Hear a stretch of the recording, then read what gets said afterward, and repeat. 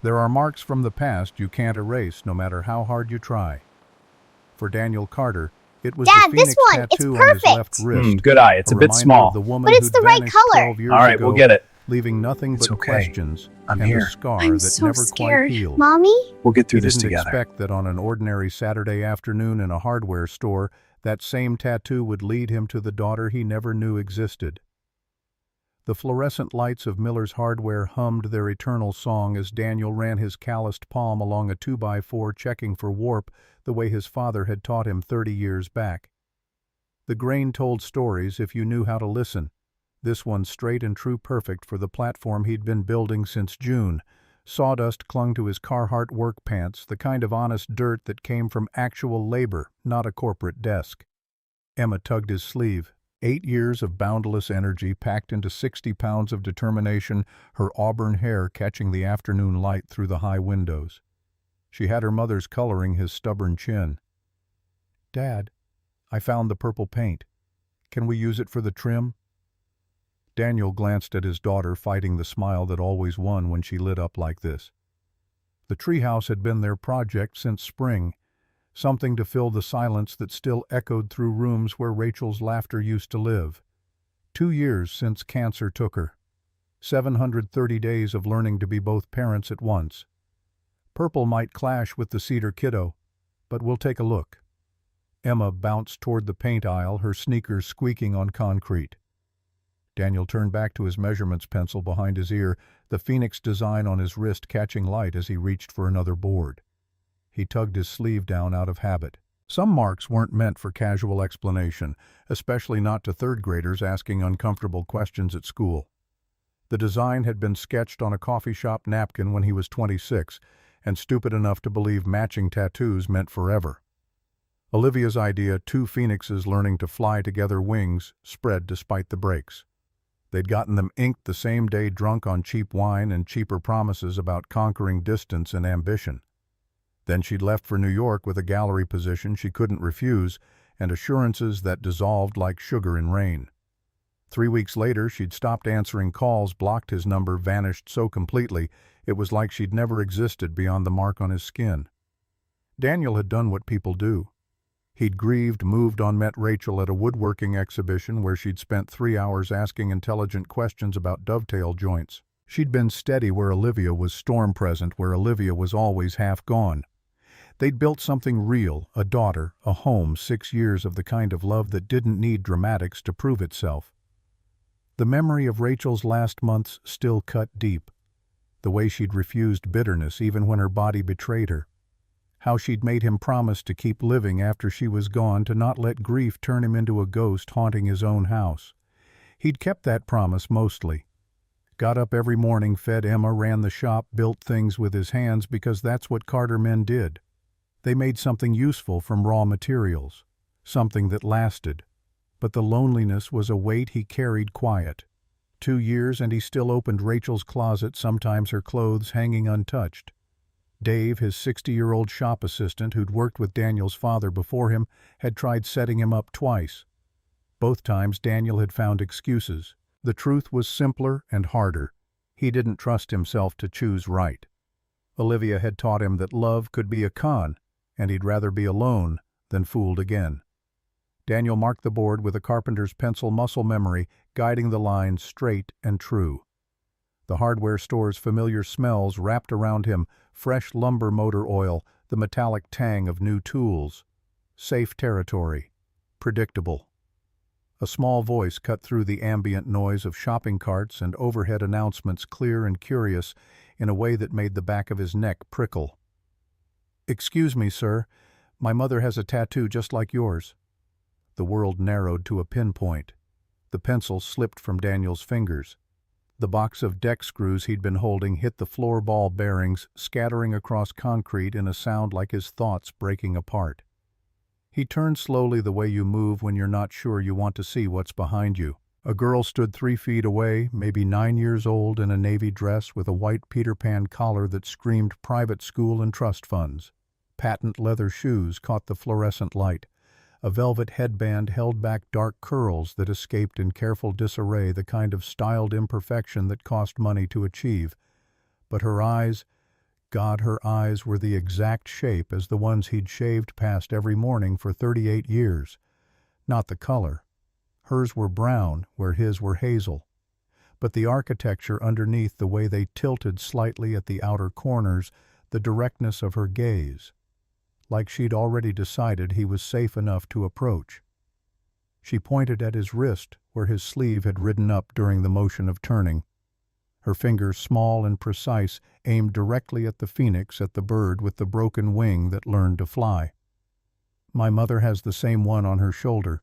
She never shows anyone, but I saw it once when she was changing. She told me it was from a long time ago, from someone important. Daniel's brain scrambled to process the impossible. The tattoo wasn't from any shop pattern book. It was original, drawn by two people who thought they were building something permanent. Only two existed in the world, his and hers. The girl tilted her head, waiting for a response he couldn't form. She had the careful posture of someone taught that presentation mattered, shoulders back, chin level. But underneath the polish, something vulnerable leaked through, the universal look of childhood loneliness that transcended tax brackets. Emma appeared at his elbow, curiosity overriding stranger danger. "Hi, I'm Emma. That's a really pretty dress. Do you go to St. Catherine's?"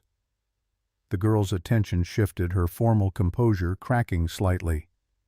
"I'm Bella. I go to Riverside Academy. We don't have recess anymore. They call it structured outdoor time."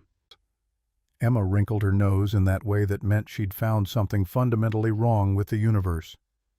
"That sounds boring. We have actual recess with swings and everything." Someone dropped a paint can 3 aisles over, the clatter sharp in the Cathedral of Commerce and weekend projects. Daniel felt time slow down in that peculiar way it does before everything changes, like the moment between lightning and thunder when you know the strike is coming but haven't felt it yet. Footsteps approached, rapid and urgent. Expensive heels clicked in unmistakable rhythm against linoleum. Sharp, precise, the sound of someone who'd learned to move with purpose through rooms full of people who measured worth in zeros. "Bella, where did you—" The voice cut off mid-sentence. Daniel knew it before he turned. Some sounds burrow into your bones and wait there dormant until circumstance resurrects them. He'd spent a decade burying this particular frequency, and now it rose from the grave fully formed, dragging every memory he thought safely dead. He turned slowly, each degree of rotation an exercise in controlled demolition. 12 years had refined Olivia's sharp edges into something almost dangerous. The ratty art student with paint-stained fingers had become a woman in a charcoal suit that probably cost more than his truck's last service. Her dark hair, once long enough to tangle in his fingers, was cut in a severe bob that framed cheekbones he'd traced with reverent hands in a different lifetime. But her eyes hadn't changed. Still that particular shade of gray that reminded him of October skies before rain, the kind of weather that made you want to stay inside with someone warm. Right now those eyes were wide, with something between recognition and terror trapped in the moment where past and present collided with the force of inevitability. "Daniel." His name left her lips like a confession, like a curse, like the final word of a prayer she'd been reciting for a decade without knowing how it ended. Olivia. Tasting her name after 12 years of not speaking it felt like touching a scar that had never properly healed. The air between them turned thick and hard to breathe, charged with everything they'd done to each other in the name of love and self-preservation. Emma pressed closer to his side, confused by the tension she could sense but not name. Bella looked between them, her small face creased with the kind of worry children get when they sense adult complications beyond their comprehension. Olivia recovered first features, smoothing into a mask of polite distance that probably served her well in boardrooms and charity galas. "I apologize. Bella, we need to leave now." But Bella was looking at the tattoo again, then at her mother, then back to Daniel with the dawning wonder of a child piecing together a puzzle adults thought they'd hidden. "Is he the one from your story? The one about the phoenix who found another phoenix and they learned to fly together before the storm came?" Olivia's face went pale under her expensive foundation. Daniel felt something crack inside his chest, a structural failure he couldn't name. "What story?" But Olivia was already taking Bella's hand, already turning toward the exit, with the desperate grace of someone fleeing a crime scene. "I'm sorry. We have to go. I'm sorry." She moved toward the door, pulling Bella along, but the girl looked back over her shoulder. Daniel saw it clearly now in the afternoon light. The shape of her nose was his, the way her eyebrows arched when she was curious, the stubborn set of her jaw that he recognized from every mirror he'd ever faced. Emma's voice was small beside him. "Dad, who was that lady? Why did she run away?" Daniel couldn't answer. He was too busy calculating months, counting backward, remembering the last night he'd spent with Olivia before she disappeared. The hotel room neither of them could really afford, rain against windows, promises they'd made about calling, about making it work, despite the distance, about love being enough. 9 months. Bella was 9 years old. The math was simple. The implications were apocalyptic. Daniel moved through the next 3 days in a fog thick enough to drown in. His hands performed familiar tasks, measuring, cutting, sanding, while his mind spun in useless circles that led nowhere but back to that moment in the hardware store.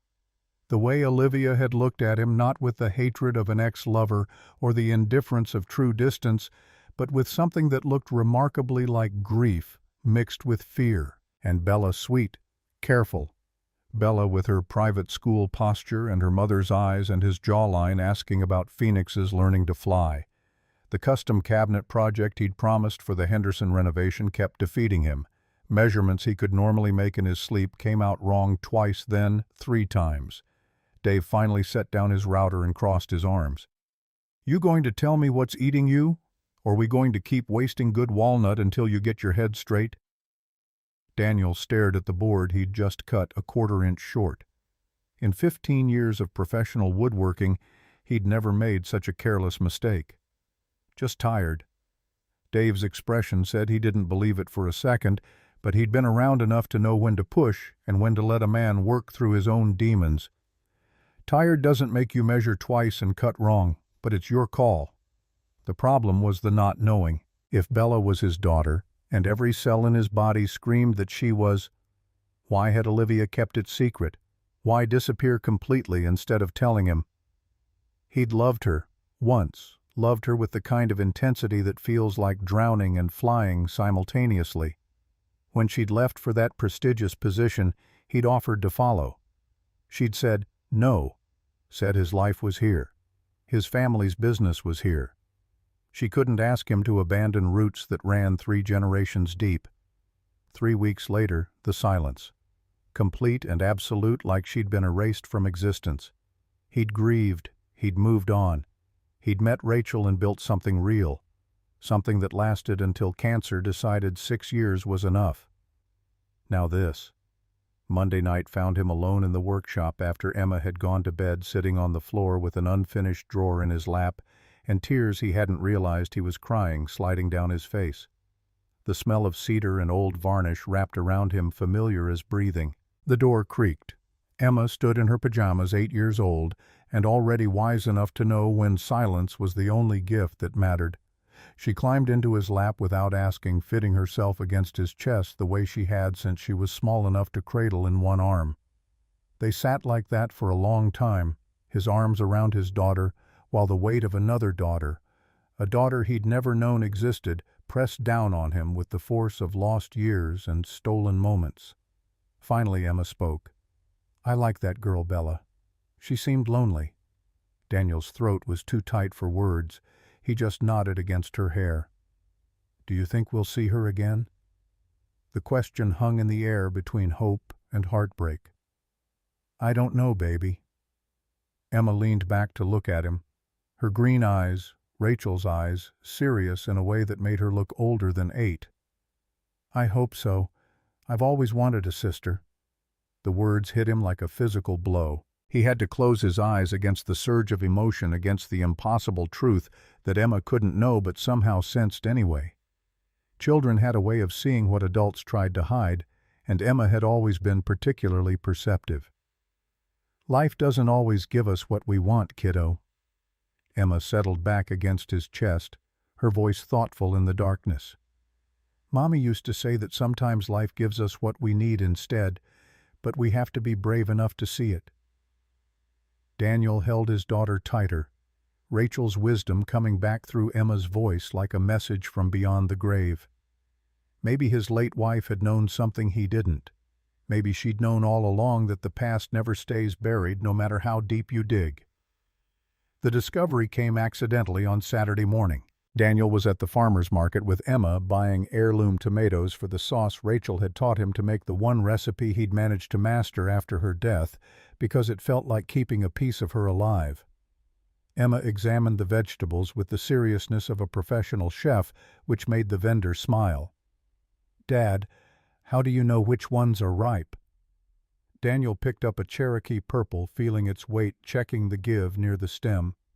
"You look for even color, no soft spots. Feel the weight should be heavy for its size. And smell here near the top. Should smell like summer, like earth and sunshine." Emma pressed her nose to a tomato and grinned. "It does smell like summer." Daniel ruffled her hair, grateful for these simple moments that felt almost normal. Then he saw her.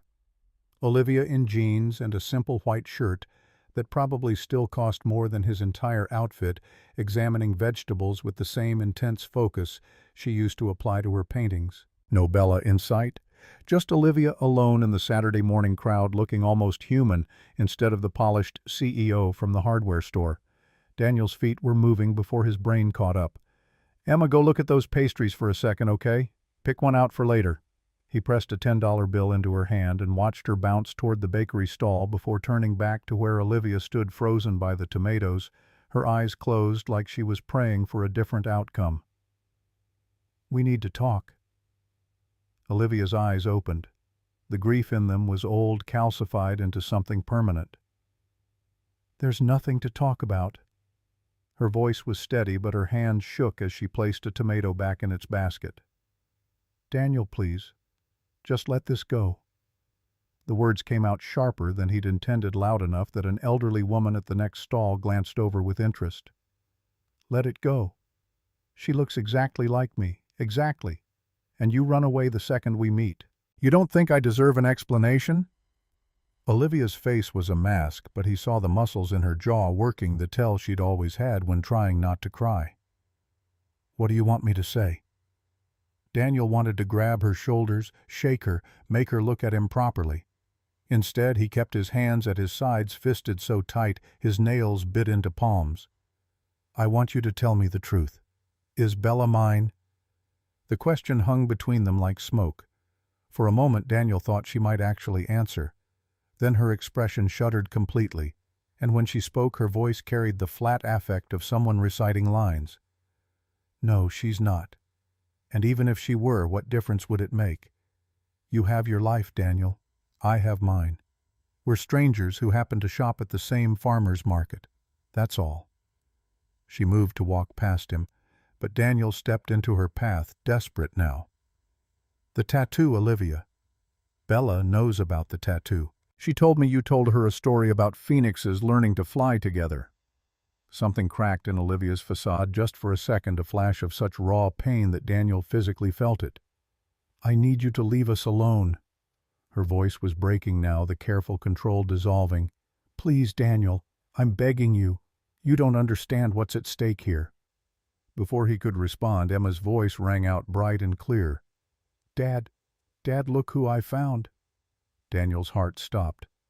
Emma was walking toward them hand in hand with Bella, both girls carrying paper bags of pastries and wearing matching grins that spoke of instant friendship, the kind of recognition that happens when souls know each other before brains catch up. "Bella, I can't believe you're here. Mrs. Carter brought her to get bread. Can she come play at our house, please?" Bella was looking up at Olivia with such hopeful eyes that Daniel felt his chest constrict. "Mother, can I? Emma says they're building a treehouse and I could help." Olivia looked between the two girls, and Daniel watched 12 years of carefully constructed walls crumble in real time. Her shoulders sagged. Her breath came shorter. When she met his eyes, he saw surrender there mixed with terror and something that might have been relief. 1 hour. You can visit for 1 hour, then Mrs. Carter comes to get you." Bella let out a whoop of delight that sounded so much like Emma, it was almost painful. As the girls ran ahead toward Daniel's truck, chattering about tree houses and whether pink or purple paint was better, Olivia grabbed his arm. Her fingers were cold even in the warm morning. "Daniel, She stopped, swallowed hard, tried again. "There are things you don't know, things I can't explain. But please, please be careful with her. She's fragile more than she seems."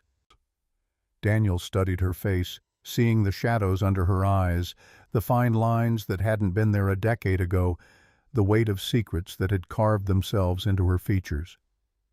"I need to know the truth, Olivia.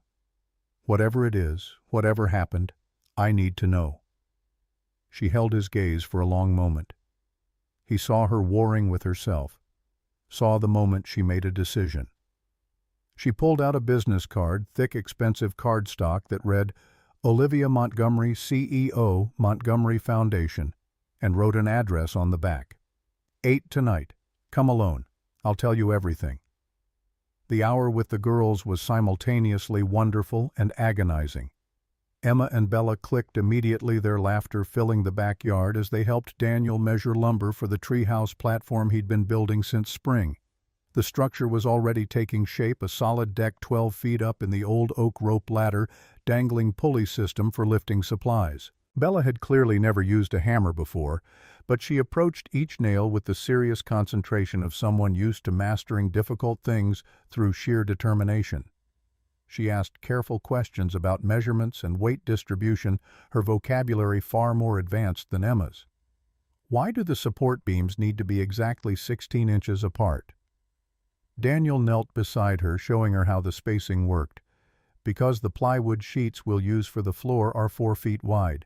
4 feet divided by 3 spaces equals 16 inches. It's the perfect distance to distribute weight evenly without wasting material." Bella's eyes lit up with the kind of excitement that came from understanding how things fit together, how math became real in the world of hammers and nails. "That's elegant. Like how violin strings are tuned in perfect fifths because of harmonic resonance." Daniel had no idea what harmonic resonance meant in musical terms, but he recognized the intellectual hunger behind the comparison. This girl who'd grown up with everything money could buy was starving for something else entirely: connection, purpose, the satisfaction of making something with her own hands. Emma showed Bella how to draw plans in the dirt with a stick, and Bella's face lit up with unguarded joy. The expensive polish was fading with each passing minute, sawdust in her carefully styled hair, dirt on her patent leather shoes, grass stains on the navy dress that probably cost more than Daniel made in a day. Daniel watched them together and felt something fundamental shift in his chest. They could be sisters. They moved the same, tilted their heads at the same angle when thinking. Emma's coloring came from Rachel, that auburn hair and fair skin, while Bella was darker like Olivia. But underneath the surface differences, the architecture was identical. The shape of their hands, the way they both bit their lower lip when concentrating the stubborn set of their shoulders when they decided something mattered. When Mrs. Carter arrived, a stern-looking woman in her 60s who introduced herself with the warmth of a prison warden and shot Daniel a look that said she'd memorized his face for a future police lineup. Bella hugged Emma goodbye with the fierce desperation of someone who'd found water in a desert and was being forced to leave it behind. "Can we do this again?" The hope in her voice when she looked between Emma and Daniel made something in his chest crack open. Emma answered before Daniel could. "Yes. Tomorrow we can work on the treehouse every day until it's done." Bella's smile could have lit cities. The address Olivia had given him led to a neighborhood Daniel had only ever driven through on his way to somewhere else, the kind of place where houses hid behind stone walls and ancient trees, where money wasn't flaunted because it didn't need to be. Old money, generational wealth that predated his grandfather's woodworking business by a century or more. The gate opened at his approach, clearly expecting him. Daniel followed a winding drive through manicured gardens that probably required a full-time staff to maintain past fountains and sculptures that belonged in museums. The house itself was a modern masterpiece of glass and steel, all clean lines and soaring spaces that seemed designed to make visitors feel small. This wasn't just art gallery curator money. This was something else entirely: inheritance trust funds, the kind of wealth that came with responsibilities and complications Daniel couldn't begin to imagine. Olivia answered the door herself, barefoot in jeans and an oversized sweater, her hair loose around her shoulders in a way that made Daniel's chest ache with sense memory. She looked younger like this, closer to the girl he'd known, the one who'd laugh until she couldn't breathe and paint until dawn and talk about changing the world through art. "Come in. Bella's asleep. Her room's on the 3rd floor. She won't hear us." She led him through the house to a study lined with floor-to-ceiling bookshelves, poured them both whiskey from a crystal decanter without asking if he wanted it, and handed him a glass with shaking hands. They stood like that for a moment, not quite facing each other, while the weight of 12 years pressed down on the space between them. Outside, crickets sang their evening song. Inside, the silence was heavy enough to crush. Olivia spoke first, her voice flat with the careful control of someone who'd rehearsed this speech in mirrors and empty rooms. "Her name is Isabella Montgomery. She's 9 years old. She was born on March 14th at Presbyterian Hospital in New York City. She likes art and mathematics, plays violin at a pre-conservatory level, speaks 3 languages, and has never had a birthday party with more than 2 other children present." She paused, took a long drink of whiskey, and continued. "She's also never met her father, has no idea who he is, and I've spent 9 years making sure it stays that way." The words were meant to hurt, and they did. Daniel pushed past the pain to the only question that mattered. "Why?" Olivia finally turned to face him, and the raw anguish in her expression made him take an involuntary step forward. "Because telling you would have destroyed everything you had. Because I left to give you a chance at a real life, not the half-existence I could offer you." She set down her glass and wrapped her arms around herself, suddenly looking very small in the oversized sweater. "I found out I was pregnant 3 weeks after I left. I was in New York starting the gallery job, and I took a test in a convenience store bathroom at 2 in the morning because I couldn't sleep. Kept throwing up, couldn't keep pretending it was stress." Her voice cracked. She paused to collect herself. "I sat on that dirty floor with the plastic stick in my hand, and I thought about calling you. God, Daniel, I thought about it for days. I had my phone out 100 times. But then I did what I always do. I researched. I looked you up online, checked your social media, and that's when I saw it." She met his eyes, and hers were swimming. "You were engaged to Rachel. You'd posted photos from a dinner where you proposed. You looked so happy, Daniel. So fundamentally at peace in a way you never looked with me." Daniel felt like the floor had dropped away. "You were pregnant with my child, and you didn't tell me because I'd moved on." The anger in his voice was sharp, but underneath it was something much more complicated. Olivia laughed, but it was bitter. "Not just moved on. You'd found what you needed. Rachel was... God, even in those photos I could see she was steady present, everything I wasn't. I was chaos, Daniel. I was ambition and restlessness. I would have pulled you away from your family, your business, everything that grounded you. And for what?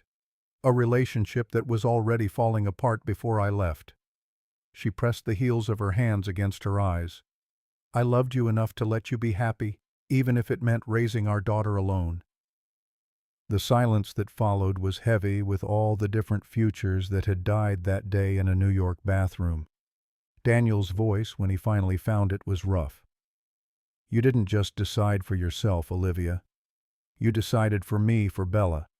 You took away my choice." She nodded slowly. "I know, and I've lived with that guilt every single day. But Daniel, you need to understand, I didn't just disappear. I came from money, old money that my family had been managing for generations. When my father died 6 months after Bella was born, I inherited the Montgomery Foundation.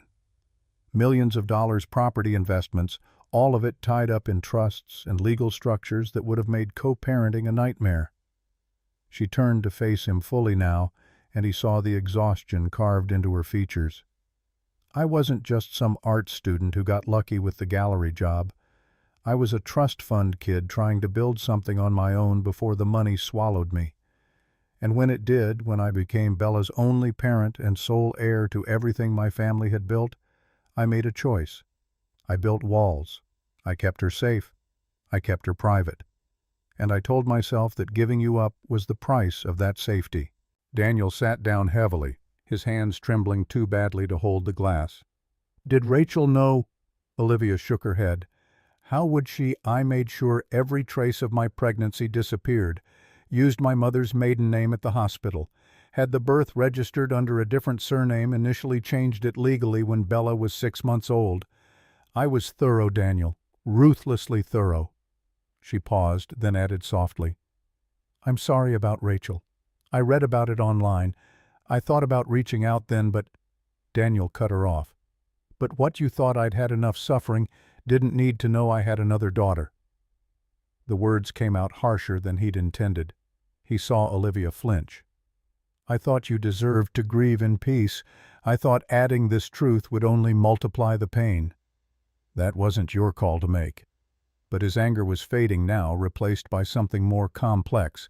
Grief for all the moments he'd missed, mixed with understanding he didn't want to feel. He thought about those years with Rachel, how complete they'd seemed, how Emma's arrival had felt like the perfect fulfillment of their family. If Olivia had told him about Bella, then what would he have done? Left his pregnant wife to split his time between two families. The scenarios played out in his head, and none of them ended well. Maybe Olivia had been right. Maybe her silence had been a strange kind of gift, allowing him to love Rachel and Emma without the complication of divided loyalties. But now Rachel was gone, and the secret had found its way to light anyway. And Daniel couldn't decide if this was fate or just terrible timing. "Why didn't you tell me when Rachel died? You had 2 years. 2 years where telling me wouldn't have destroyed an existing family." Olivia's face crumpled. "Because by then I was terrified. Terrified you'd hate me. Terrified you'd take Bella away. Terrified she'd hate me for keeping you from her." She was crying now, tears streaming down her face unchecked. "I'd built this entire life on the story that her father was a brief relationship that didn't work out, that he didn't know about her and was happier that way. I told her he was a good man who loved building things, who had kind hands, and would have loved her if he'd known she existed, but that sometimes adults make choices they can't undo." Her voice broke completely. "I told her about the tattoos. Showed her mine, told her somewhere in the world was a person with the matching one who carried a piece of her in his heart, even though he didn't know it. It was the only truth I could give her." Daniel moved without thinking, crossing the space between them and pulling her into his arms. She collapsed against him, 12 years of held tears finally breaking free. He held her while she shook with the force of them, and he was crying 2 silent tears for everything they'd lost and everything they'd done to each other in the name of love. They stood like that for a long time, 2 people who'd tried to protect each other in the worst possible ways. When Olivia finally pulled back, her face was blotchy and her eyes were red, and she looked more real than she had in 12 years. "What do we do now?" Daniel wiped his own face with the back of his hand and took a shaky breath. "Now you tell me everything. Every birthday I missed, every milestone, every word she said and step she took. You tell me about her, really tell me. And then we figure out how to be honest with her. Together." Olivia nodded slowly, relief and terror warring on her face. "She asks about you, about her father. She has this fantasy that you're out there somewhere, that someday you'll find each other and it'll be like a fairy tale. I've tried to prepare her for disappointment, but she's so hopeful, Daniel. She's got your stubbornness and my dreaming, and it's this heartbreaking combination of wanting the impossible and believing she can make it happen through sheer force of will." Daniel felt something fierce and protective surge through him. "Tell me." So she did.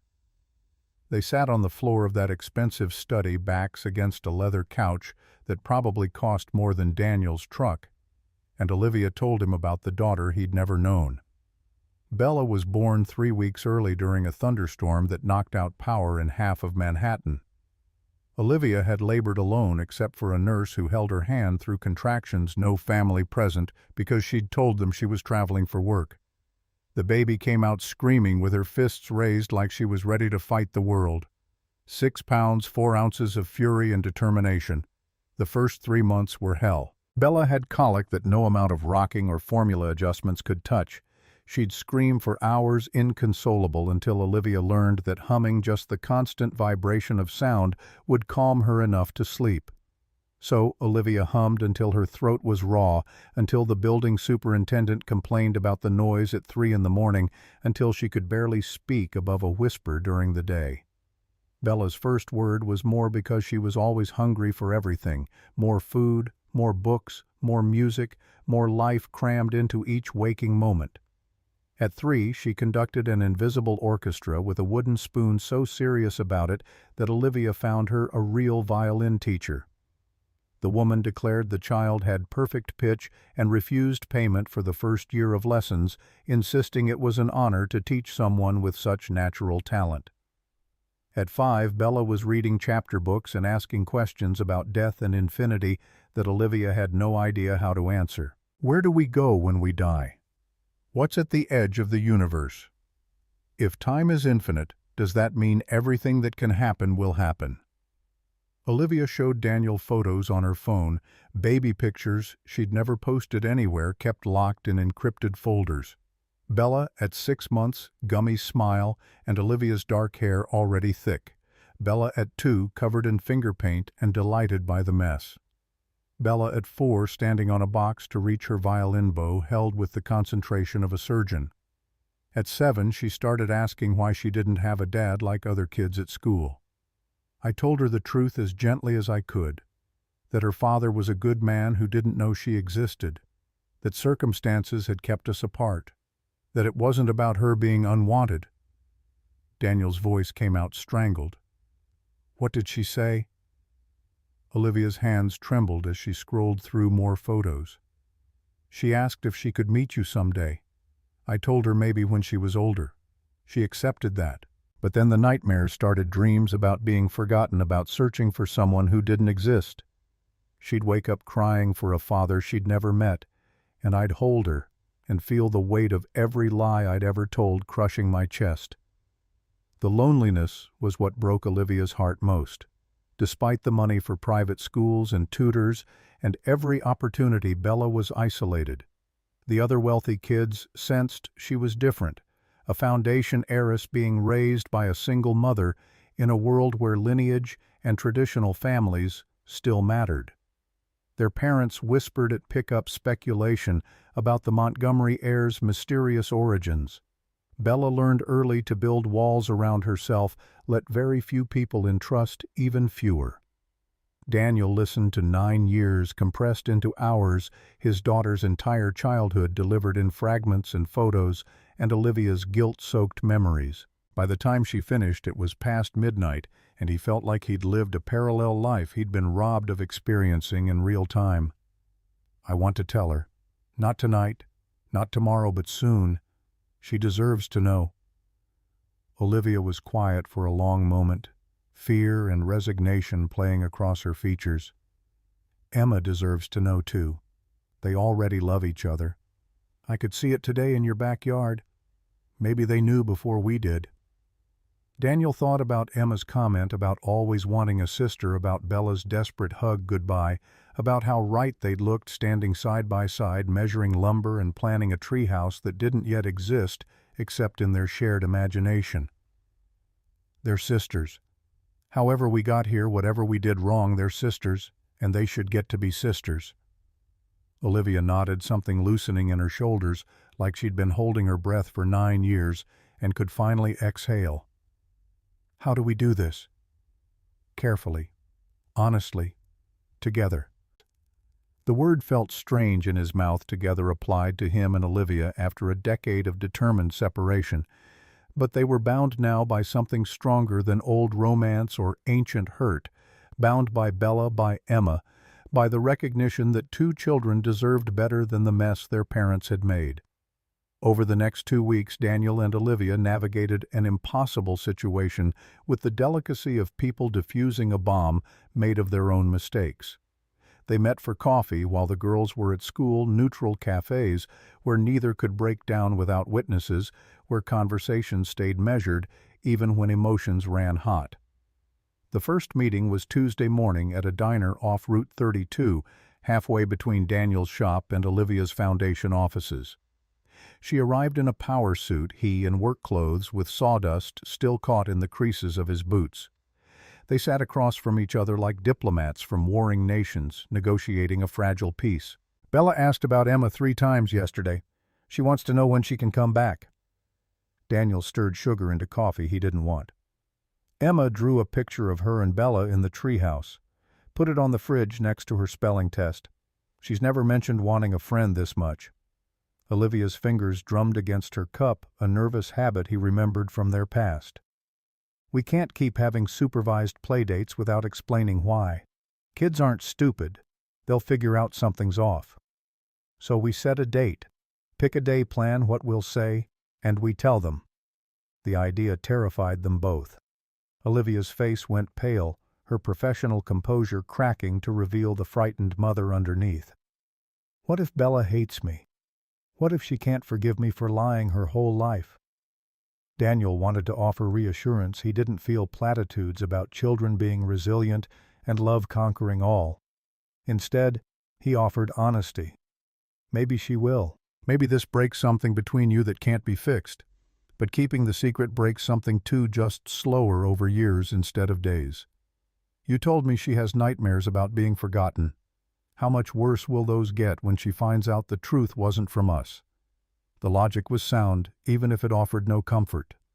Olivia wrapped both hands around her coffee cup like it could anchor her. "I've been running from this for 9 years. Another day won't make me braver." They texted throughout the day after that short updates that felt both mundane and monumental. Olivia sent photos of Bella at violin practice, fingers flying across strings with the precision of someone who'd been training since she could hold the instrument. Daniel sent back pictures of Emma in his workshop helping sand a chair leg with the seriousness of an apprentice learning a sacred craft. Wednesday afternoon, Mrs. Carter brought Bella to Daniel's workshop after school. The nanny's expression remained professionally neutral, but Daniel caught her watching him with an intensity that suggested she was cataloging every interaction for some future judgment. Bella wore her school uniform, still navy blazer, pleated skirt, knee socks that were already sliding down from playground activity. She carried her violin case like a security blanket, setting it carefully in the corner before approaching the workbench where Daniel was assembling a bookshelf. "What are you making?" "Custom shelving for a client's library. Oak with dovetail joints. Want to help?" Her eyes lit up with an eagerness that reminded Daniel painfully of himself at that age when his father first let him use real tools instead of toy versions. "I don't know how. That's what learning is for. Come here." He showed her how to check if 2 pieces fit, flush how to feel for gaps that the eye might miss. Her hands, small and careful from years of violin training, had the sensitivity required for precision work. When she found a slight misalignment in a joint, pride flashed across her face, the satisfaction of discovering a problem she could help solve. Emma burst in 20 minutes later, backpack still on, breathless from running. "Dad, I finished my homework in study hall so I could come help." "Oh, hi, Bella." The girls gravitated toward each other with the magnetic pull of people who recognized something essential in one another. Emma dumped her backpack and immediately started explaining the treehouse plans she'd been refining on notebook paper during math class. Bella asked questions about structural integrity and weight distribution. Emma answered with the practical knowledge she'd absorbed from watching Daniel work since she was old enough to toddle into the workshop. They spoke different languages. Emma's vocabulary came from hands-on experience, Bella's from books and formal education, but they understood each other perfectly. Daniel watched them measure scrap wood for a scale model, heads bent together over Emma's sketches, and felt his heart do something complicated in his chest. This was what he'd been robbed of, not just knowing Bella existed, but watching her grow alongside Emma, seeing them become sisters in real time instead of having it thrust upon them after 9 years of separation. Mrs. Carter sat in the corner reading a book, but her attention never strayed far from Bella. Every few minutes her gaze would flick up, assessing, evaluating. Daniel couldn't tell if she approved or was gathering evidence for some future custody battle. The woman's face revealed nothing except professional vigilance. When the hour was up and Mrs. Carter stood to collect Bella, both girls protested. Can I stay for dinner, please? Emma says her dad makes really good spaghetti. Olivia had been clear about the 1-hour limit, but Daniel found himself looking at Mrs. Carter with something like hope. The nanny's expression remained stern, but something flickered in her eyes. Calculation, perhaps, or recognition of the inevitability they were all dancing around. "I'll need to call your mother." She stepped outside, phone pressed to her ear. Through the workshop window, Daniel watched her explain the situation. When she returned, her expression had softened fractionally.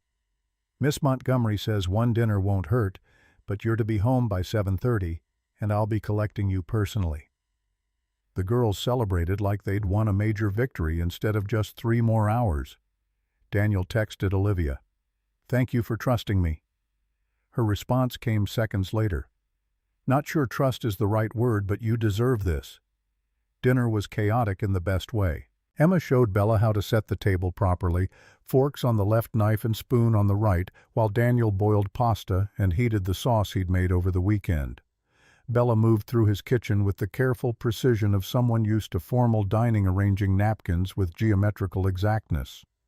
"At home we have someone who cooks for us. I've never helped make dinner before." Emma looked scandalized. "You've never cooked, not even helped. Mother says the kitchen is Mrs. Chen's domain. She gets upset if anyone interferes." Daniel stirred sauce that was filling the kitchen with the smell of garlic and basil and tomatoes that had simmered long enough to achieve perfection. "In this house everybody helps. That's how families work. Everyone contributes what they can." The word family hung in the air heavier than he'd intended. Bella went very still, her hands frozen mid-napkin fold. When she looked up, her eyes held a hunger that had nothing to do with food. "Can I learn to cook?" "Sure. Start by getting the salad bowl from that cupboard." They ate at Daniel's scratched kitchen table instead of the formal dining room he never used, passing garlic bread and grating Parmesan that Bella insisted on doing herself despite never having used a grater before. She bloodied her knuckle on the third pass, crying out more from surprise than pain. Daniel was there in a second with a clean dish towel and antiseptic. "First rule of the kitchen, the grater always wins. Second rule, everyone gets hurt learning. Third rule, you get back up and finish the job." He bandaged her knuckle with the efficiency of someone who'd patched countless workshop injuries. Bella watched his hands with something like wonder. "You're gentle for someone with such big hands. Woodworking teaches you precision. You learn to be gentle with things that matter." Emma chimed in around a mouthful of pasta. "Dad's really good at fixing things. He fixed my bike last week when the chain came off. He fixed my treehouse measurements today when I calculated the angles wrong." Both girls looked at him with the kind of uncomplicated admiration that made Daniel's throat tight. This was what fatherhood was supposed to feel like, being the person who fixed broken things and taught hard lessons and made spaghetti on Wednesday nights. After dinner, Bella helped wash dishes. She'd clearly never done it before, held the sponge like it might bite her, used too much soap, splashed water everywhere. Emma found it hilarious and turned it into a game, seeing who could make more bubbles. By the time Mrs. Carter arrived at 7:20, both girls were damp and giggling, the kitchen a disaster of soap suds and clean dishes. The nanny stood in the doorway surveying the chaos. For the first time since Daniel had met her, the corners of her mouth twitched upward. "Miss Bella, your mother is going to have opinions about the state of your uniform." Bella looked down at her soap-stained blazer and water-spotted skirt without concern.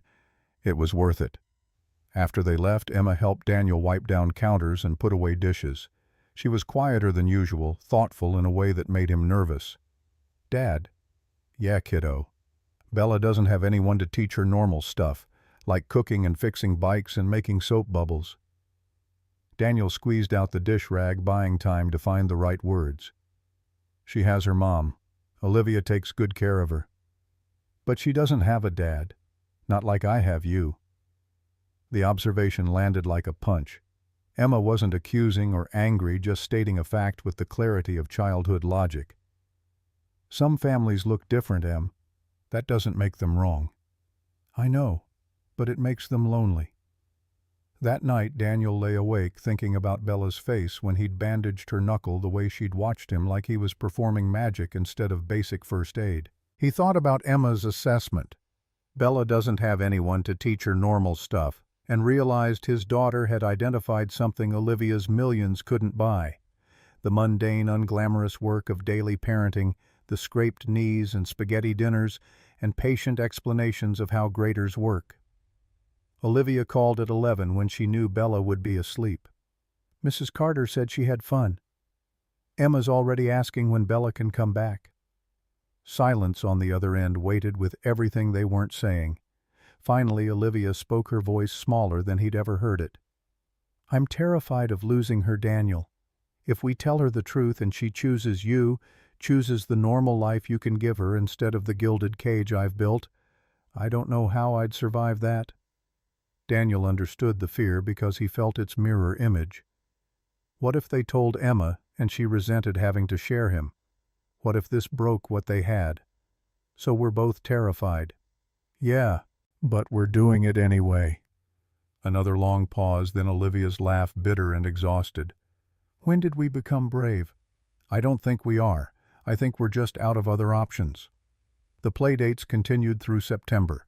Bella came to the workshop every Wednesday, then Saturdays too, when Olivia tentatively suggested it, and Daniel agreed before he could overthink it. The girls were inseparable during those hours, finishing each other's sentences and developing the kind of shorthand communication that siblings create. They fought sometimes petty arguments about whose turn it was to pick music or who got to hammer the next nail. Daniel treasured those fights because they were beautifully normal, the ordinary friction of two kids learning to share space and attention. Bella was shedding her expensive polish like a snake shedding skin. Sawdust became a permanent feature in her hair. Her school uniforms acquired grass stains that Mrs. Carter clucked over. She stopped worrying about getting dirty, stopped checking if her clothes were perfectly arranged, stopped being quite so careful with everything. One Saturday afternoon, Emma pushed Bella on the tire swing Daniel had hung from the oak tree. Bella shrieked with laughter, not the polite, controlled giggling of formal occasions, but genuine belly laughs that echoed across the backyard. She pumped her legs, going higher wind, whipping her dark hair, face split in a grin of pure joy.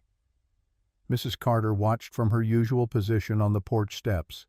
When Bella jumped off mid-swing and landed hard in the grass, scraping both palms, the nanny started to rise. Daniel caught her eye and shook his head fractionally. Let her handle it. Bella examined her bloody palms, lower lip trembling. Emma was already there with paper towels from the workshop. "It's okay. Dad says everyone bleeds when they're learning to fly." Daniel had never said anything of the sort, but the sentiment was sound. Bella let Emma clean the scrapes, then demanded to go again, higher this time. Mrs. Carter settled back onto the steps. When she caught Daniel looking, she gave him the slightest nod, approval maybe, or acknowledgement that he was doing something right. Daniel was falling in love with his daughter in increments. The way she bit her lower lip when concentrating on measurements. How she asked a million questions about grain direction and structural engineering and why some woods were harder than others. Her fierce determination to master every task she attempted, whether it was hammering nails or making sandwiches. He noticed himself watching for her arrival on Wednesdays, the same anticipation he felt when Emma got home from school. Started thinking about her when she wasn't there, wondering if she'd like the bookshelf he was building or if she'd solved the math problem that had stumped her last visit. This was his daughter. The biological reality he'd accepted intellectually on the floor of Olivia's study became emotional fact in his workshop, watching her learn to sand with the grain and celebrate when a joint fit perfectly. But with love came fear. What happened when Olivia's lawyers got involved? What if the Montgomery family, whoever they were beyond Olivia and Bella, decided Daniel wasn't suitable to be in their heir's life? What if telling Bella the truth shattered her in ways they couldn't predict or prevent? Week 5 brought the first serious crack in their careful dance. Emma came home from school on Tuesday with tears streaming down her face and a note from her teacher requesting a parent meeting. Daniel's stomach dropped reading about aggressive behavior toward classmates talking back to teachers' disruption during reading time. Emma, his even-tempered daughter who'd never gotten in trouble beyond forgetting homework, had pushed another girl off the monkey bars. She said I was weird because I don't have a mom. She said her mom told her dad probably can't take care of me right. Daniel pulled Emma into his arms, fury at small-minded parents warring with concern for his daughter. You know that's not true. I know, but then I thought about Bella and how she doesn't have a dad, and people probably say mean things about her too. And I just got so mad. The connection to Bella gave Daniel pause. Emma was processing something she didn't have words for, yet acting out feelings she couldn't name. At home that afternoon, Emma refused to play with her favorite toys. She sat at the kitchen table drawing angry scribbles in black crayon, while Daniel made her a snack she didn't eat. Why does Bella get to come here so much? The question came out aggressive, challenging. Because she's your friend. I thought you liked having her around. I do. But she's your friend too. You smile different when she's here. Daniel froze in the act of slicing an apple. What do you mean? Emma's face crumpled.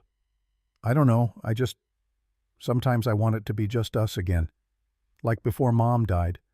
Just me and you. The raw honesty of it cut through Daniel's carefully constructed plans. In trying to build a relationship with Bella, he'd made Emma feel replaced, the very thing he'd feared for Bella, feeling unwanted he'd inadvertently done to the daughter he'd raised since birth. He sat down across from Emma, taking her small hands in his larger ones. Nothing and nobody will ever change how much I love you. You're my Emma. You held my hand through losing your mom. You taught me how to keep living when I wanted to stop. There is no universe where anyone matters more to me than you do. Emma sniffled, unconvinced. But Bella needs you more. She never had a dad. Having another person to care about doesn't divide love, Em. It multiplies. My heart doesn't have a limit on how much room it has. That's cheesy, Dad. A small smile broke through her tears. Daniel took it as a victory. You're right, it is. But it's also true. That night he texted Olivia. We need to tell them soon. Emma's starting to figure out something's wrong. Olivia's response came an hour later. Foundation merger collapsed today. Board meeting was brutal. Everything's falling apart anyway. Maybe it's time to stop trying to hold the pieces together. Daniel called her instead of texting back. She answered on the first ring, her voice raw like she'd been crying. What happened? Rumors about Bella's paternity killed the deal. $50 million gone because people started asking questions about the Montgomery heir's mysterious origins. My father built that foundation from nothing, and I just watched it implode because I couldn't keep a secret buried. This isn't your fault. Isn't it? I made every decision that led here. I could have told you when I found out I was pregnant. Could have handled the inheritance differently. Could have been honest from the start instead of building this elaborate structure of lies. Daniel heard ice clinking in a glass through the phone, Olivia drinking alone in that expensive house, while their daughter slept upstairs, oblivious to the chaos unfolding around her. So we stop lying. We tell them the truth and deal with whatever comes after. I'm not ready. Neither am I. But we're out of runway, Olivia. The plane's going down whether we're ready or not. Thursday afternoon brought another crisis. Bella had a playdate at Daniel's house, and Emma made an offhand comment while they were painting wood scraps for the treehouse. I wish you were my real sister. Bella froze, paintbrush dripping purple onto newspaper. Her breathing changed, became shallow and rapid. The paintbrush clattered to the ground as her hands started shaking. Bella, I didn't mean... But Bella was hyperventilating now, eyes wide and unfocused, caught in something that looked like panic. Daniel had no idea what to do. Emma was crying, confused and scared. Bella couldn't seem to hear him when he said her name. Mrs. Carter was through the door in seconds, like she'd been waiting for exactly this scenario. Bella, look at me. Breathe with me. In for 4, hold for 4, out for 4. She guided Bella through breathing exercises with practiced ease, voice calm and steady until the girl's panic subsided into trembling and tears. When Bella could speak, her voice was small and broken. I want to go home. Mrs. Carter shot Daniel a look that communicated both sympathy and accusation. This is what happens when you disrupt a fragile child's carefully managed world. She gathered Bella's things while Daniel tried to comfort Emma, who was sobbing that she'd broken something she didn't understand. After they left, he held Emma until she cried herself into exhausted silence. Then he called Olivia. "Bella had an anxiety attack at my house. Emma said something innocent and Bella just fell apart." Olivia's sharp intake of breath told him she'd been expecting this. "I'm calling Dr. Chen. We need professional help for this." Dr. Chen was a child psychologist who specialized in anxiety disorders and family transitions. She met with Olivia and Daniel separately first, then together, asking pointed questions about their plan for disclosure and the support systems in place for both girls. Children are more resilient than we give them credit for, but they need honesty. Bella suspects something her anxiety attacks are partly about sensing instability she can't name. Emma is acting out because she feels the shift in dynamics without understanding it. The longer you wait, the more damage you do to both of them. She gave them a framework. Be honest, but age-appropriate. Answer their questions without overwhelming them with adult complications. Reassure them that they're safe, loved, and not responsible for adult decisions. Tell them together in a neutral space. Let them react however they need to react. Don't try to control their emotions or make them feel better immediately. Just be present and truthful. They set a date Saturday afternoon 3 weeks from now. Time to prepare to plan to steel themselves for the moment everything changed. Daniel spent Friday evening in his workshop, unable to focus on actual projects. He pulled out a piece of cherry wood he'd been saving for something special and started carving without a plan. His hands knew what to make before his brain caught up a small phoenix wing spread rising from stylized flames. Emma found him after midnight barefoot in her pajamas. "You're sad about Bella." Daniel set down his carving tools and pulled Emma into his lap. "I'm sad about a lot of things, kiddo. But mostly I'm scared." "Of what?" "Of messing this up. Of making wrong choices that hurt people I love." Emma was quiet for a while, just breathing against his chest. "Grown-ups make things too complicated. You love Bella, I can tell, and she needs someone to love her like that. So why is it scary?" "Because love isn't always enough to fix things. Sometimes love makes things more complicated." Emma leaned back to look at him, her expression serious beyond her years. "Mommy used to say, love makes hard things possible, not easy. So, let's do the hard thing." Saturday morning, Daniel ran into Mrs. Carter at the grocery store. She approached him in the produce section, a rare occurrence given how carefully she usually maintained professional distance. "Mr. Carter, I think we should talk." They got coffee at the shop next door, sitting at a corner table where no one could overhear. Mrs. Carter folded her hands on the table, meeting his eyes with an intensity that made him nervous. "I've known since Bella was born." Daniel felt the world tilt. "Known what?" "That you're her father. I was Olivia's family housekeeper before I became Bella's nanny. I was there the day she came home from the hospital with a newborn. I saw the tattoo when I helped her bathe after the C-section. I heard her cry at night about someone named Daniel and the choice she'd had to make." Daniel couldn't speak. Mrs. Carter continued, her stern expression softening fractionally. "I've watched you with my girl these past weeks. You're patient, kind. You teach her things she needs to know. She's happier than I've seen her in years, comes home with dirt under her fingernails and stories about building things with her hands. That matters." She reached into her purse and pulled out an envelope, sliding it across the table. "If Miss Montgomery loses her nerve, give her this." Inside were copies of baby photos: Bella at the hospital wrapped in a standard-issue blanket, Bella at 3 months, Olivia holding her with the exhausted desperation of a new mother navigating alone, a note in Mrs. Carter's careful handwriting. "Some secrets protect, some secrets poison. You'll know which this is. Why are you telling me this now?" "Because I'm retiring in 3 months and I won't be there to help Bella through what comes next. She needs her father, Mr. Carter. She's always needed him. I'm giving you ammunition to make sure Olivia doesn't back out."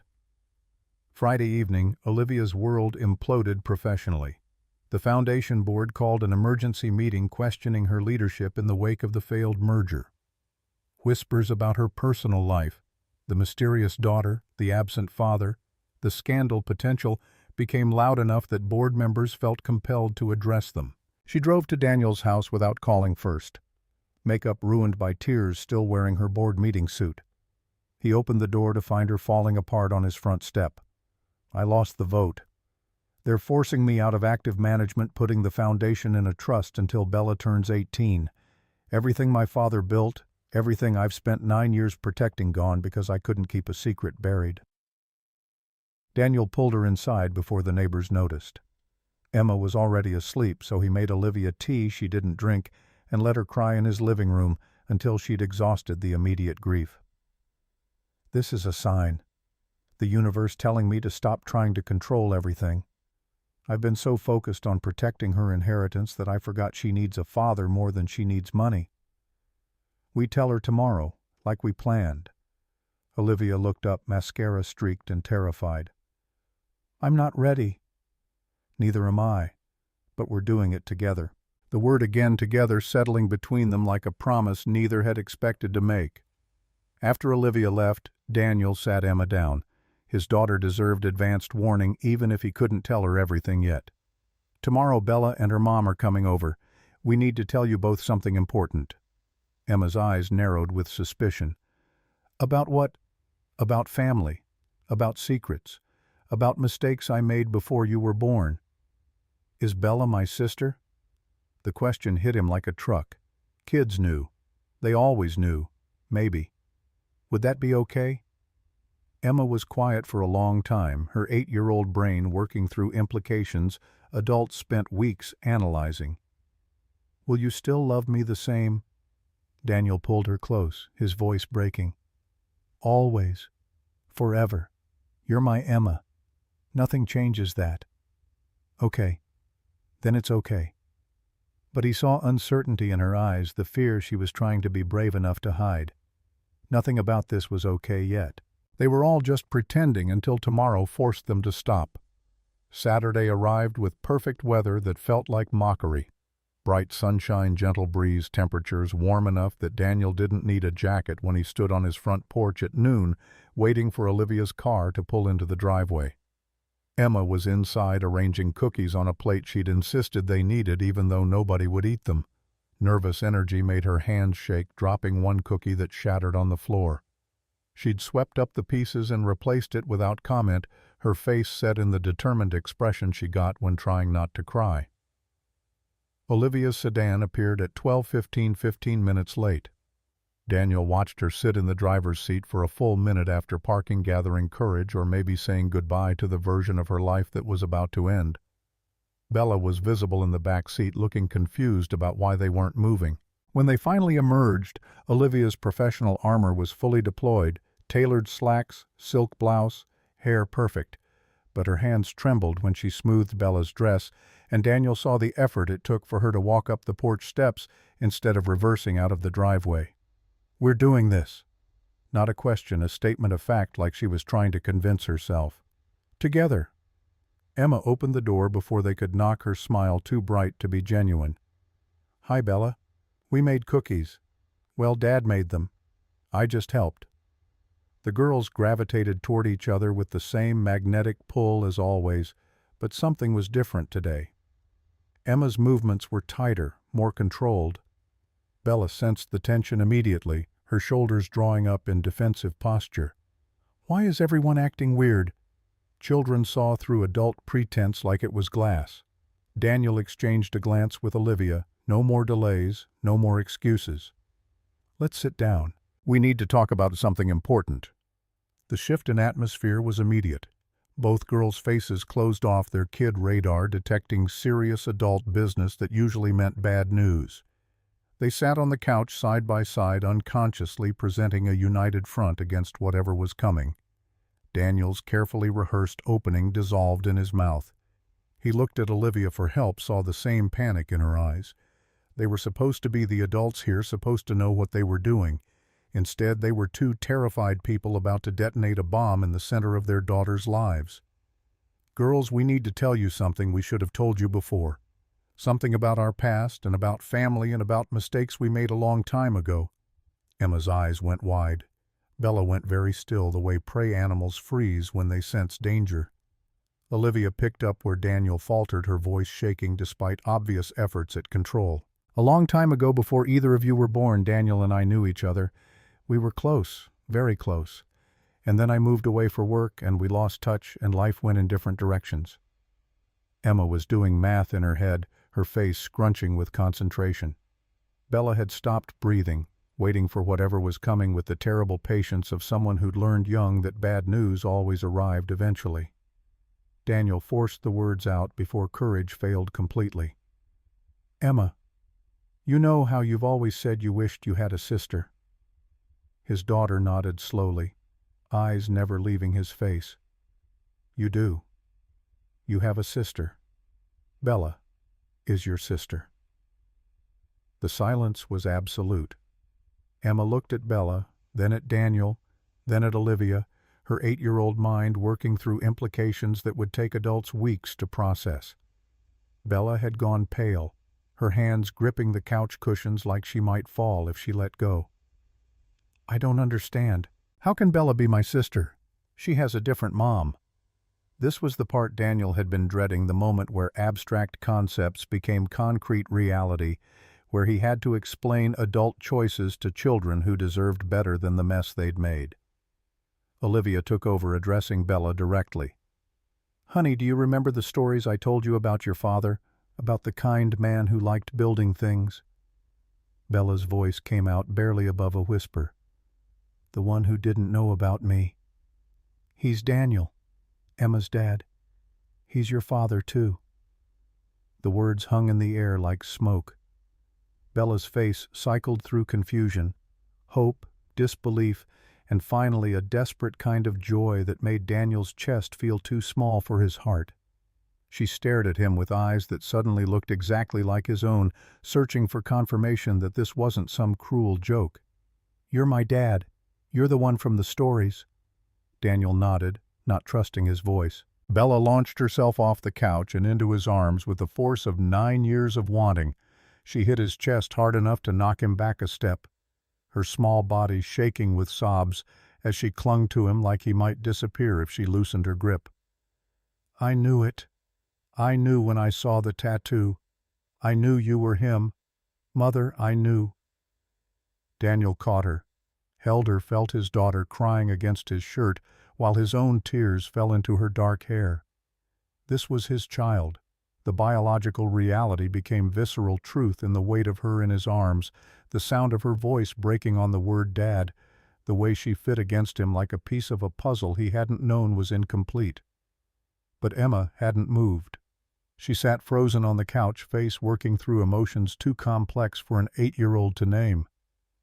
Olivia started to reach for her, but Emma pulled back, eyes fixed on Daniel with something that looked like betrayal. "You lied. You all lied." Her voice cracked on the accusation. Bella went still in Daniel's arms, suddenly aware that her joy meant pain for someone else. Olivia tried to explain, words tumbling out in desperate justification. "Sweetheart, it's complicated. Adults made mistakes and we were trying to protect." Emma cut her off, still looking at Daniel. How long did you know about her?" Daniel's throat closed. He'd known this question was coming, had practiced answers that suddenly felt like more lies. "A few weeks." Emma's face crumpled. "Weeks? You knew for weeks and didn't tell me." She was off the couch and running before anyone could stop her, footsteps pounding up the stairs, door slamming with the finality of trust breaking. Daniel moved to follow, but Olivia caught his arm. "Let me." She headed upstairs while Daniel stood in his living room with Bella still clinging to him, both of them frozen in the wreckage of a moment that was supposed to bring them together but had instead torn something else apart. Bella pulled back to look at Daniel's face, her joy already dimming as she processed Emma's reaction. "Does Emma hate me now?" "No, baby, she doesn't hate you. She's just scared and hurt and doesn't understand yet." "Can I call you that, Dad?" The question broke him. Daniel cupped her face in his hands, seeing his own features reflected in hers, the nose, the jawline, the stubborn set of her mouth when she was trying not to cry. "You can call me whatever feels right. Dad. Daniel, whatever you want. Dad. I want to call you Dad." She wrapped her arms around him again, but the desperate edge was gone, replaced by uncertainty. They could hear Olivia's voice upstairs murmuring soothing words punctuated by Emma's angry responses that were too muffled to make out clearly. Daniel sat on the couch with Bella, neither sure what to do with this new reality. She kept touching his arm, his hand, his shoulder, small reassurances that he was real and present and not going to vanish like he had before she was born. "Are you going to leave again?" The fear in her voice cut through him. "I never left, Bella. I didn't know you existed. If I had known, nothing could have kept me away. Mother said you had your own life. That telling you would have made everything complicated." Daniel thought about how to explain adult choices to a 9-year-old without making her mother the villain of the story. "Your mother made a really hard choice because she loved me and wanted me to be happy. She wasn't trying to hurt anyone. Sometimes people do the wrong thing for the right reasons. Is that what grown-ups do? Make everything complicated?" "Yeah, kiddo, we're really good at that." Olivia appeared at the top of the stairs, shaking her head. Emma wasn't ready to come down. Daniel felt the weight of that rejection settle in his chest. His first daughter refusing to see him because he'd been building a relationship with his second daughter in secret. The next hour was stilted and painful. Bella asked 1,000 questions while Emma stayed upstairs. Could she come visit whenever she wanted? Could she stay overnight sometimes? Was Daniel really going to be her dad now, not just someone who let her use his workshop? Daniel answered each question as honestly as he could, but part of his attention was always on the ceiling, listening for sounds of Emma moving around, hoping she'd come down and let him explain.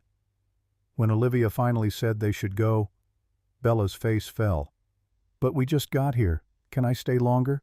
Your dad needs to talk to Emma. We'll come back soon."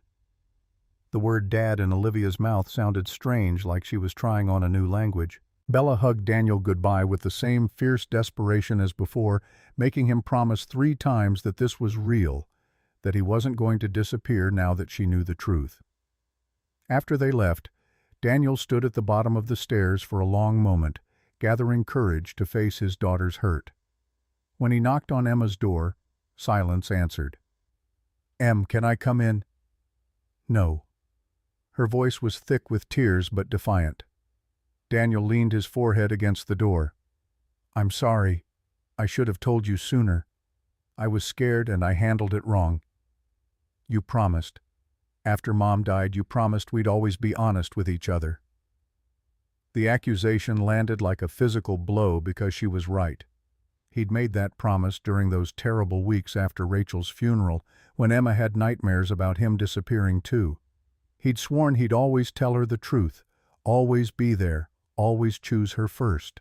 And then he'd kept a secret that fundamentally changed her world. "You're right.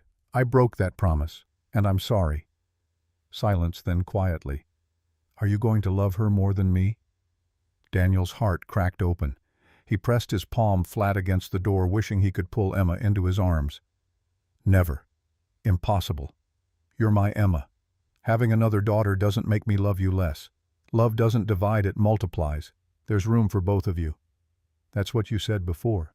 But now she's here, and you smile at her the way you used to smile at Mom." The observation was devastating in its accuracy.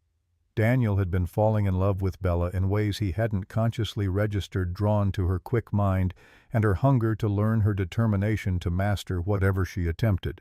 It didn't replace his love for Emma, but Emma couldn't see that distinction yet. "Can I come in? Please?" After a long pause, the lock clicked.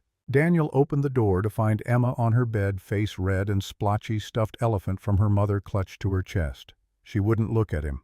He sat on the edge of the bed, not touching, giving her space to be angry. "Bella needs me because she never had a dad. I get that. But I need you too." "I know you do, baby.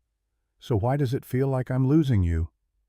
Daniel chose his next words carefully, knowing they'd shape how Emma understood this for years to come. When your mom died, it was just us against the world, you and me. And that felt safe, right? Just the two of us. Nobody else to worry about.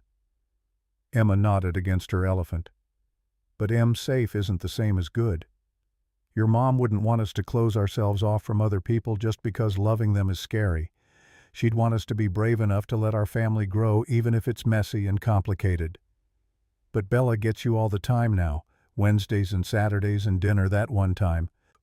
And you get me every other day, every morning and every night, every school pickup and every bedtime story. Sharing me doesn't mean losing me.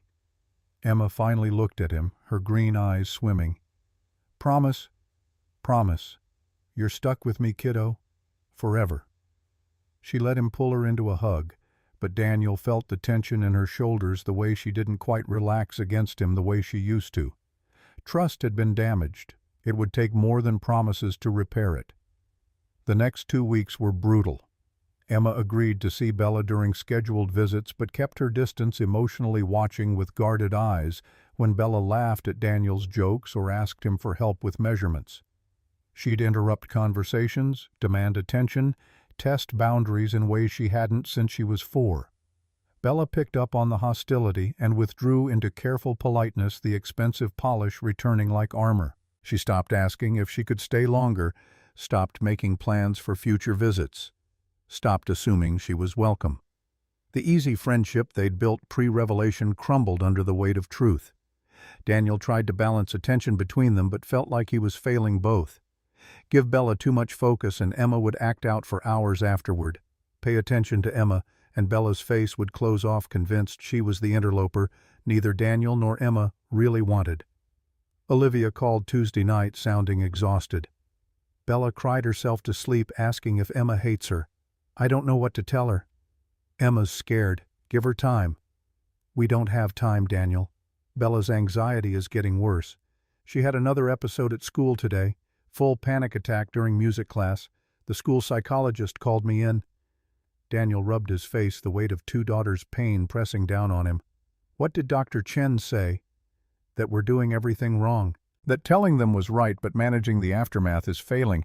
She wants to see all 4 of us together. The family therapy session was scheduled for Thursday afternoon.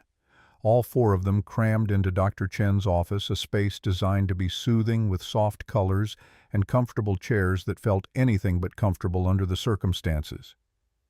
Dr. Chen was a woman in her 50s with steel gray hair and eyes that missed nothing. She spent the first 10 minutes just observing them, watching how they arranged themselves in chairs, who looked at whom, where the invisible battle lines were drawn. Emma, can you tell me how you felt when you found out Bella was your sister? Emma, who'd been silent since they arrived, picked at the arm of her chair.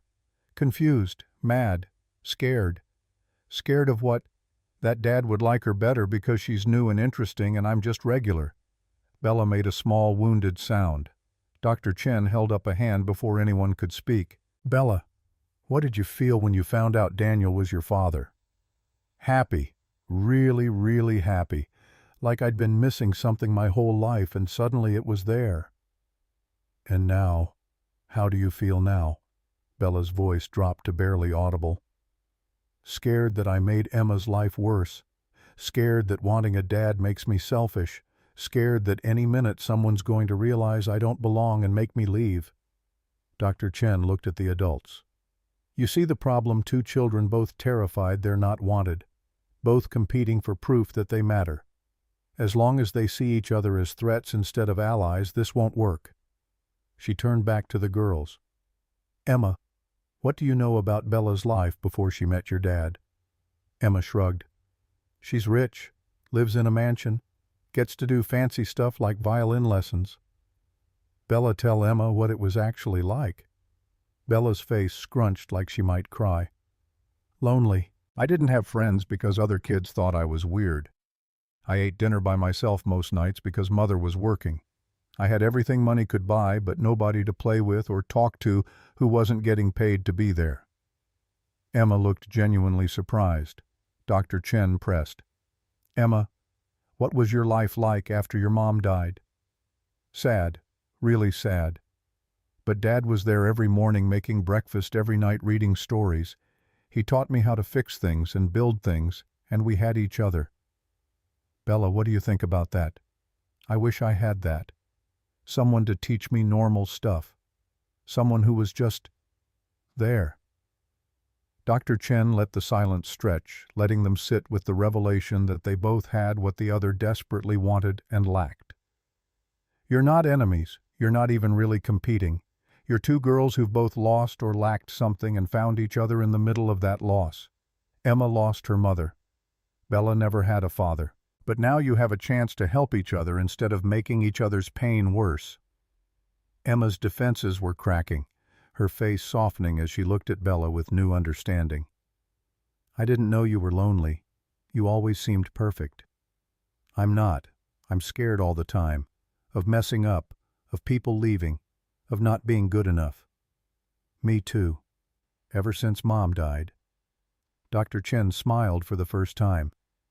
So, maybe instead of fighting over your dad, you could have each other. Sisters who understand what it's like to be scared and trying to be brave. The shift wasn't instant. Years of therapy had taught Dr. Chen not to expect miracles.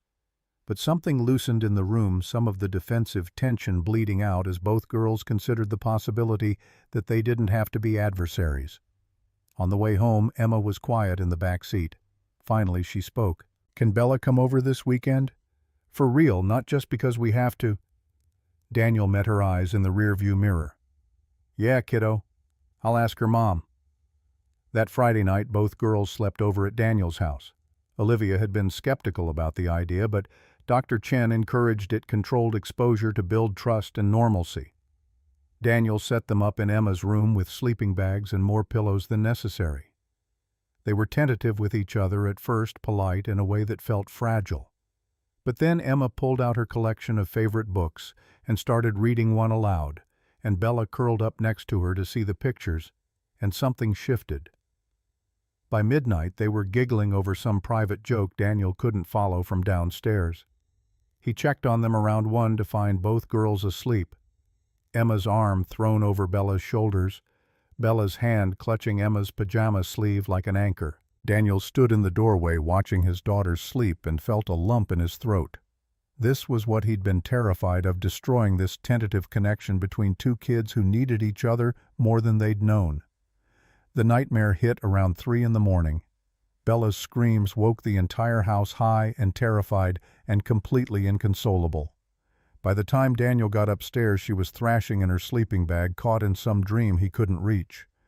Emma was awake and crying, scared by Bella's panic but not sure what to do. Daniel knelt beside Bella, calling her name until she surfaced enough to recognize him. Even then, it took 15 minutes of breathing exercises and constant reassurance before she could speak. I dreamed you forgot about me, that I came to visit and you didn't remember who I was. Her voice was small and broken, 9 years of abandonment fears condensing into one terrible image. That's not going to happen. I promise. I'm not going anywhere, Bella. I'm your dad. That doesn't change. Emma watched from her bed, seeing Bella's terror with new eyes. When Bella finally calmed enough to stop shaking, Emma climbed down and crawled into the sleeping bag next to her without asking permission. I get bad dreams too, about my mom disappearing and my dad forgetting to come home. But Dad's always there when I wake up.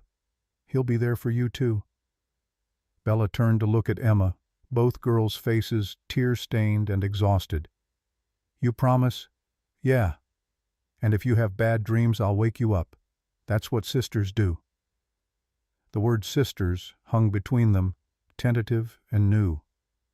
Bella reached for Emma's hand, and Emma let her take it, and they fell asleep like that, tangled together, holding on.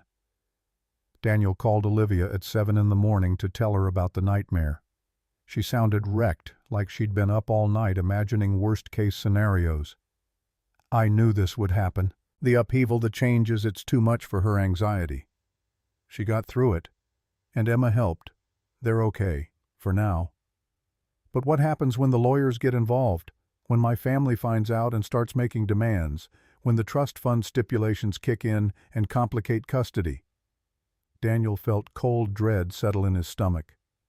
What lawyers? What family? Olivia's sigh carried the weight of revelations she'd been avoiding. There are legal complications I haven't told you about. The trust my father left has conditions. If I acknowledge Bella's father and he's deemed unsuitable, the trustees can challenge her inheritance. My uncle has been looking for any excuse to contest the will since Dad died. So this isn't just about us and the girls. It's about money and power and family politics. Welcome to the Montgomery legacy, where every choice has a dozen consequences nobody warned you about. The following Tuesday, Daniel got served papers at his workshop. Olivia's uncle James Montgomery was filing for guardianship review, citing concerns about Daniel's suitability as a parent given his working-class background and lack of resources to maintain Bella's standard of living. Dave found him sitting on the workshop floor, papers scattered around him, too angry to speak. "What's that? Rich people trying to take my daughter away because I'm not rich enough to deserve her." Dave picked up one of the legal documents, squinting at the dense legal language. "You going to fight?" "With what I can barely afford a decent lawyer, let alone the kind Olivia's family probably has on retainer." "So you roll over? Let them win because they have deeper pockets." Daniel looked at his employee friend, surrogate uncle, who'd known him since he was Emma's age, and his father was still teaching him which end of a hammer to hold. "What am I supposed to do?"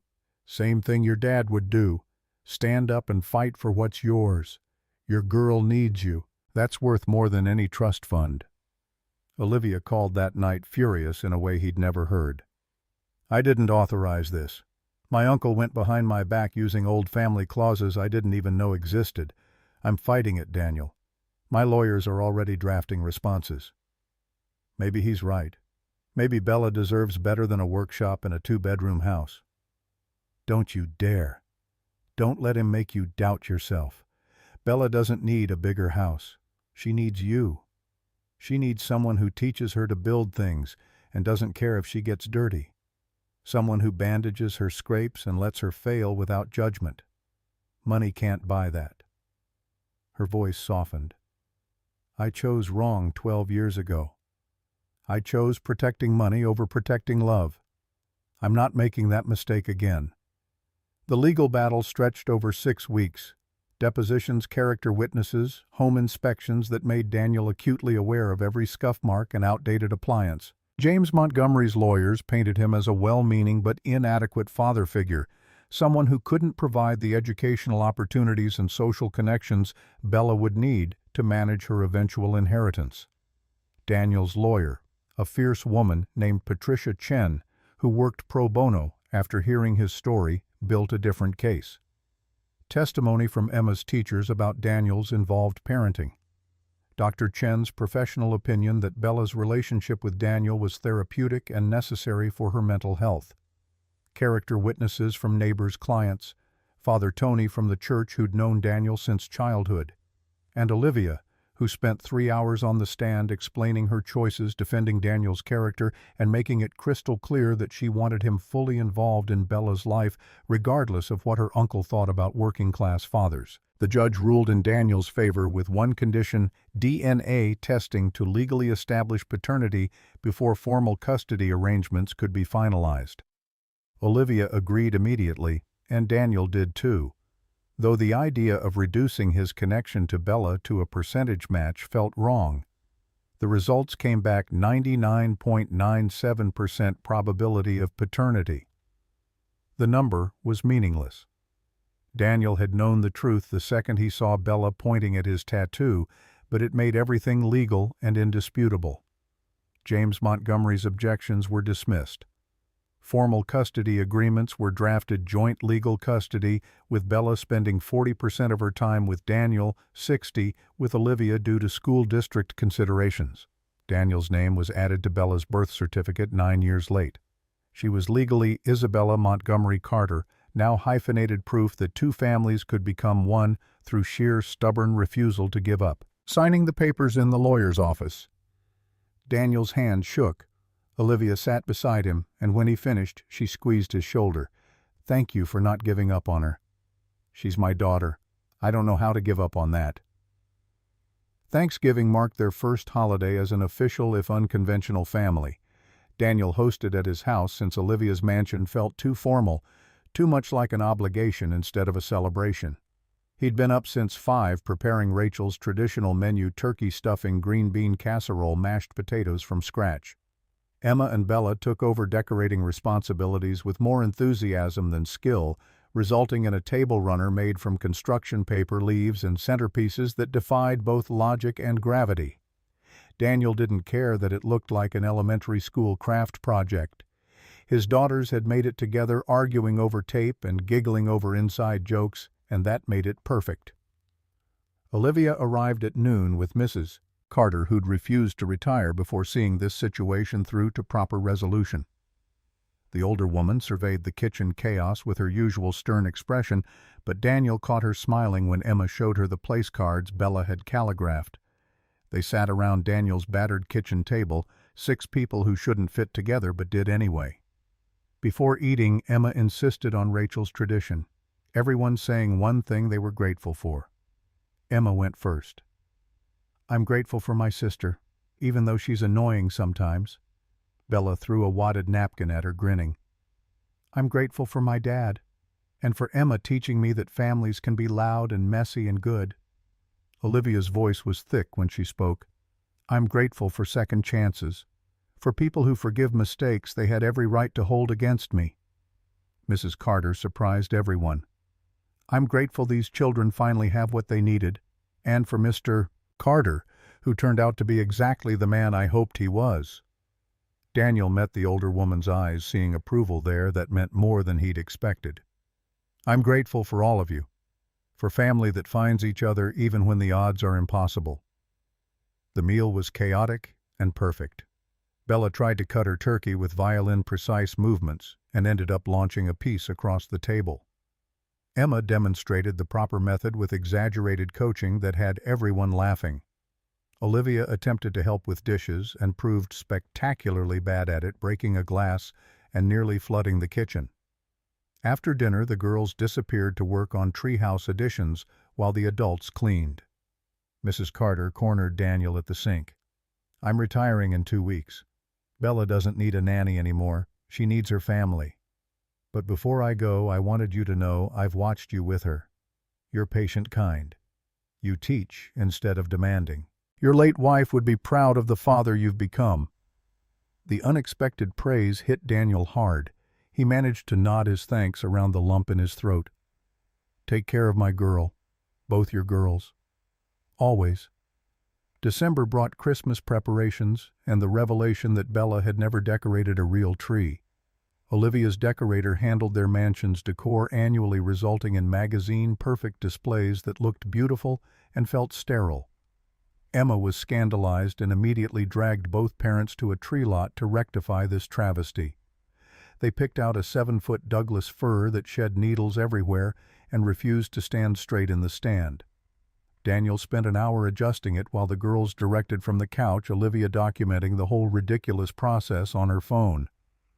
Decorating was warfare disguised as holiday cheer. Emma had strong opinions about ornament placement. Bella wanted everything symmetrical and color-coordinated. They argued about tinsel, about whether bubble lights were tacky or classic, about the proper angel-to-star ratio for tree toppers.